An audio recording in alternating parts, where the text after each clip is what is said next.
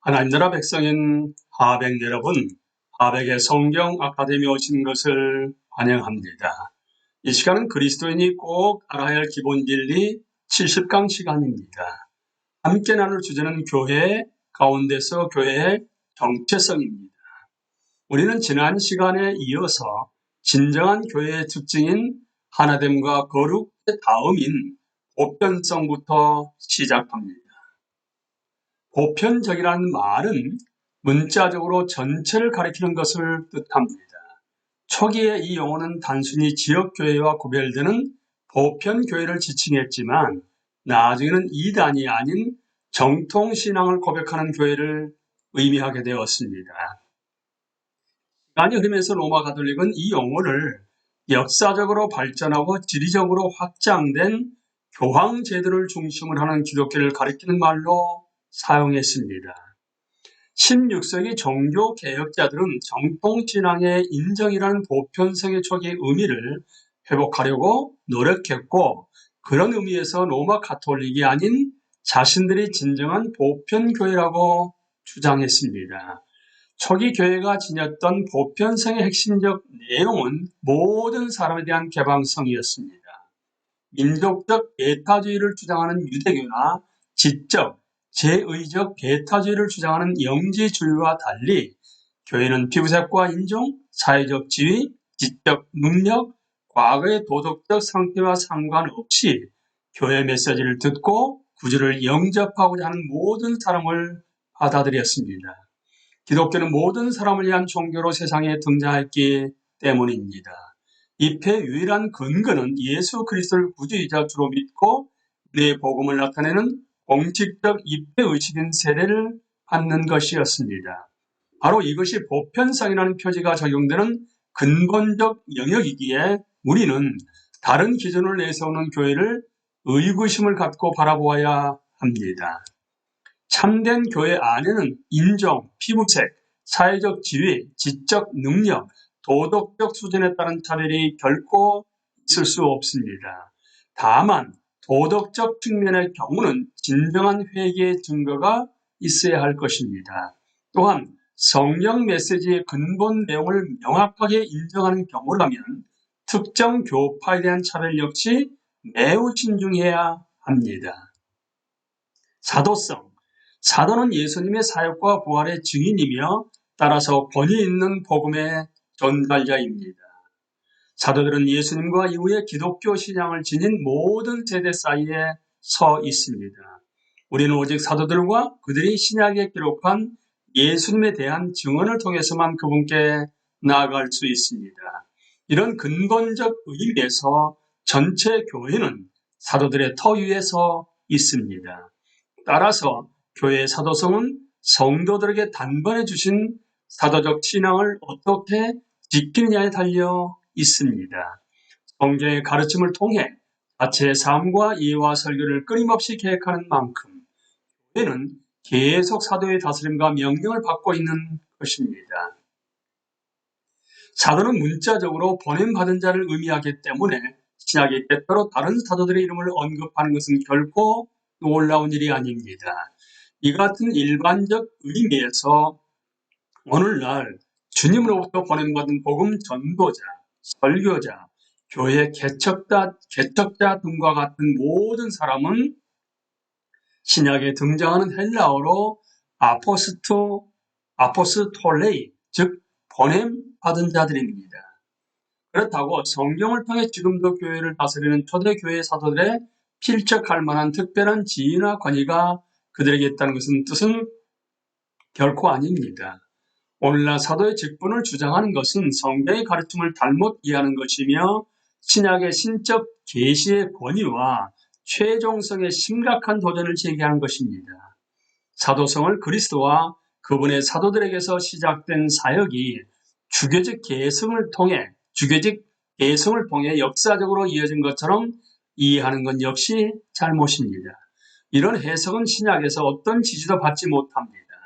직분의 역사적 계승을 통한 하나님의 은혜의 전달이라는 개념 전체가 성경에 나타나는 교회의 특성과 완전히 상반되는 것입니다. 나아가 사도적 메시지에 담긴 진리의 보증으로서 감독직의 승계는 완전히 실패했습니다. 윗필드나 웨슬리 형제의 지도하에 일어났던 18세기의 대각성 운동 같은 소규모 개혁 운동은 말할 것도 없고 16세기의 종교 개혁이 절실히 필요했던 교회가 바로 이러한 역사적 승계 위에 꼿꼿하게 서 있던 교회였습니다. 로마 가톨릭은 사도성에 대한 해석을 확대하여 로마의 주교가 베드로의 역사적 계승자이며 교회 내에서 하나님의 특별 관리자 역할을 한다고 주장하지만 이 주장은 타당한 근거가 없습니다. 사도들 중 베드로의 수위성은 초기 기독교 선교 시기에 부각된 지도력이었을 뿐만 뿐입니다. 교회의 선교가 예루살렘을 벗어나 바깥으로 확대될 때 바울이 팔레스타인을 넘어 이방을 향한 선교의 사명을 받았을 때 요한이 거짓 교사들의 파괴 행위로부터 교회를 지켜보자 분투할 때 베드로는 분명 무대 뒤편으로 사라졌습니다. 결정적으로 베드로는 예루살렘 공의회에서 중요한 역할을 하지 않았으며 갈라디아서 2장에 기록된 사건에서 보듯이 바울의 영향력 아래 있었습니다. 더 나아가 가톨릭은 이러한 베드로의 수위성이 교회의 영원한 구원과 계속적 선을 위해 지속되어야 한다고 주장합니다. 그런데 근거로 인용되는 그 어떤 성경 구절에도 베드로의 계승자에 대한 언급이 전혀 없습니다. 로마 가톨릭의 이 두 가지 주장은 신약의 명백한 증거와 상반되며 베드로의 수위성이 로마의 주교를 통해 이전되는 세 번째 주장 역시 전혀 신뢰할 수 없습니다. 베드로가 로마에서 순교하여 생을 맡았다는 것은 초기 전통으로서 상당한 지지를 얻고 있지만 1세기의 로마의 군주제적 주교직이 제도로 확립되어 지금까지 계승되어 왔다는 점을 입증하기에는 해결하기 힘든 역사적 난제가 있습니다. 사도적 계승이란 사도적 복음의 계승, 즉 사도적 진리의 본래 내용이 한 세대에서 다음 세대로 전달되는 것입니다. 또 내가 많은 증인 앞에서 내게 들은 바를 충성된 사람들에게 부탁하라. 그래 또 다른 사람들을 가르칠 수 있으리라. 교회가 사도적 성경의 최고 권위를 실제로 인정할 때 교회는 사도성을 갖게 됩니다. 종교 개혁자들의 표지로 넘어갑니다. 종교 개혁자들은 앞서 언급한 네 가지 전통적 표지를 무시하지 않지만 그들이 휘말리게 된 논쟁으로 인해 다른 부분에 주의를 기울이게 되었습니다. 그들은 참된 가시적 교회의 특징으로 두 가지를 지적했습니다. 하나님의 말씀이 순수하게 선포되고 그리스도가 세우신 제도에 따라 성례가 시행되는 곳에는 의심의 여지 없이 하나님의 교회가 존재한다라고 깔백은 말합니다. 그들은 순수하게 선포되는 말씀이라는 용어를 통해 성경적 복음의 위성을 명백하게 밝혔습니다. 정확히 이 지점이 종교개혁자들과 로마 가톨릭이 분리된 곳이었습니다. 이 점을 강조하는 배경에는 기록된 말씀과 성령 사이에 불과 분리적 결속에 대한 확신, 성령과의 교제 안으로 들어가는 것은 성령의 영감으로 기록된 말씀에 순종하는 태도로 반드시 표현된다는 확신이 놓여 있습니다.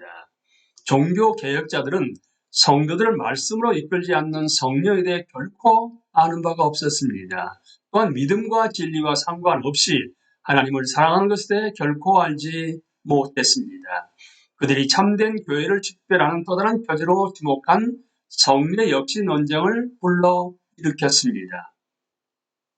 왜냐하면 종교 개혁자들이 생각하기에 로마 가톨릭이 성경적 종교에서 가장 명확하게 벗어나 있는 부분이 바로 성례에 관한 가르침과 관행이었기 때문입니다. 성례를 행하지 않는 기독교 교파들의 존재, 예를 들어서 구세군과 종교 친회가 그렇습니다. 기독교 교파들의 존재로 인해 성례를 참된 교회의 필수 요소로 받아들이기가 망설여지기도 합니다. 그러나 예수님은 세례를 교회의 메시지와 그에 대한 인간의 응답과 가장 밀접한 것으로 보셨으며 성찬 참여가 지속적 교회 생활의 근본이라고 여기셨습니다. 이런 표지를 일반화시켜 말하자면 종교 개혁자들에게 교회의 궁극적 표지는 바로 그리스도였다고 주장할 수 있습니다.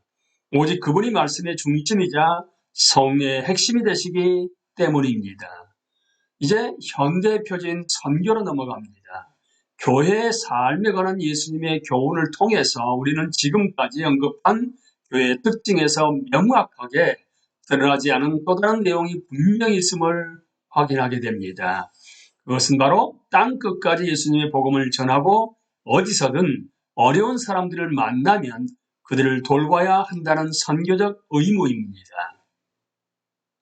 초기부터 지금까지 예수 그리스도의 복음을 듣지 못했거나 아직 받아들이지 못한 사람에게 복음을 전하는 부르심에 깨어있는 사람들이 교회 안에 항상 있었지만 유감스럽게도 역사의 증거가 보여주듯이 교회는 전반적으로 선교적 소명에 너무도 주의를 기울이지 않았습니다. 성경 중심주의를 강력하게 주장하는 종교 개혁도 이 표제를 강조하지는 않았습니다. 예를 들어 깔뱅이 저작에 대해 이런 평가가 있습니다. 우리는 분명하고 확고한 세계 복음화를 위한 산업문을 찾았지만 허사했다라고 데이비드 라이트는 말합니다. 다행히도 현대에 들어서 교회에 대한 진정한 성경적 표현은 선교가 중심이 되어야 한다는 보편적 인식이 자리 잡고 있습니다. 선교에 대한 성경적 근거는 의문의 여지가 없습니다. 창세기 첫 부분에서 하나님은 자신을 전 지구와 우주를 돌보고 책임지는 분으로 계시하십니다. 이 이야기는 아브라함의 자손을 통해 모든 민족이 하나님의 복을 받게 될 것이라는 아브라함과의 언약으로 그리고 이스라엘 향한 하나님의 약속을 성취하는 고난받는 종의 사역으로 이어집니다. 이 고난받는 종은 또한 이방의 빛 마지막 때 인자의 신분으로 모든 언어와 민족과 방언과 백성으로부터 예배와 높임을 받는 메시아가 되실 분이십니다. 이렇듯 구약은 하나님의 목적이 장차 전 지구적 범위까지 미칠 것이라는 사실을 예고합니다. 신약에서는 예수님이 하나님의 완전한 본성과 인간의 완전한 본성을 인격 속에 받아들인 성육신을 통해 구약의 예고를 완성하십니다. 세상 죄를 지고하는 하나님의 어린 양이신 그분은 십자가에 달리심으로써 모든 사람을 자신에게로 이끄실 것이며 부활하심으로써 온 세상에 대한 모든 권세를 받아 사도적 공동체를 그분의 증인으로 삼고 땅끝까지 파송하십니다. 따라서 선교는 성경이 어쩌다 우연히 언급한 일들 중 하나가 아닙니다. 상투적 표현이기는 하지만 선교는 교회의 핵심입니다. 라고 크리스토퍼 라이트는 말합니다. 선교에 대한 헌신은 교회의 본질입니다. 예수 그리스도를 증언하는 일에 헌신하지 않는 교회, 신앙과 불신앙의 경계를 넘나들지 않는 교회는 더 이상 교회가 아니며 기껏해야 종교 클럽, 사교 집단 혹은 사회복지단체일 뿐이라고 은혜 파티하는 말합니다. 이와 관련해서 성령이 성경에서 제공하는 유일한 교회사라 할 수 있는 사도행전의 중심 주제가 1장 8절에서 표현된 대로 예루살렘에서 유대와 사마리아, 로마 제국의 이방 세계 그리고 마지막으로 세상의 중심이자 사실상 세상의 끝인 로마까지 이르는 지속적인 복음의 확장이라는 점은 매우 의미심장합니다. 이것은 하나님의 목적 안에 있는 교회의 본질적으로 역동적이고 선교 중심적인 특징을 보여줍니다. 교회는 계속 움직이고 있다. 하루앞이 땅끝까지 이르러 모든 사람에게 하나님과의 화해를 요청하고 마지막 때 모든 사람을 하나로 모실 주님을 만나기 위해서다라고 네셀리 뉴비게는 말합니다. 여기서 하나님의 축복을 그대로 많이 받았던 예루살렘 교회가 예수님의 선교 명령을 시행하기를 주저했을 때 하나님이 박해를 통해 그 교회를 흩어버리셨다는 사실을 주목할 필요가 있습니다.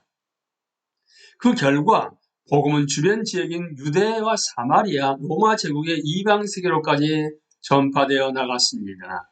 오늘날 선교의 우선순위가 회복되는 흐름에 부응하기 위해 교회는 선교다라는 슬로건이 만들어졌는데 이는 분명히 과장된 표현입니다. 교회는 예배와 친교 같은 다른 기능들도 수행하라는 분명한 부르심을 받았기 때문입니다. 따라서 다음과 같은 균형 잡힌 표현이 유익할 것입니다. 교회의 전제와 교회가 하는 모든 일에는 선교적 차원이 있다. 그러나 모든 일이 선교적 의도를 가진 것은 아닙니다라고 데이비드 보시는 말합니다. 선교는 그리스도와 진정으로 연결되어 있다고 주장하는 교회의 사역에서 근본적 요소입니다. 따라서 복음을 선포하지도 않고 이웃의 도덕적, 영적 건강에 대한 책임감을 느끼지 않으며 도처에서 만나는 영적으로 길 잃은 사람들과 가난하고 곤경에 처한 사람들에게 관심을 기울이지 않는 교회는 참된 교회 모습을 상실한 교회입니다. 또한 그런 교회는 아버지께서 나를 세상에 보내신 것 같이 나도 너희를 세상에 보낸다 라고 말씀하신 주님을 명백하게 부인하는 교회입니다. 요약하면 진정한 교회는 관계 안에서의 일치, 거룩한 삶, 모든 사람에 대한 개방성, 사도적 성경의 가르침에 대한 순종, 말씀과 성례를 통한 그리스도의 선포, 선교에 대한 헌신을 통해 식별할 수 있습니다. 우리는 이 시간에 교회의 정체성 가운데 진정한 교회의 특징에 대해서 함께 나누었습니다. 다음 시간은 교회의 기능으로 넘어가겠습니다. 강의를 마치겠습니다. 감사합니다.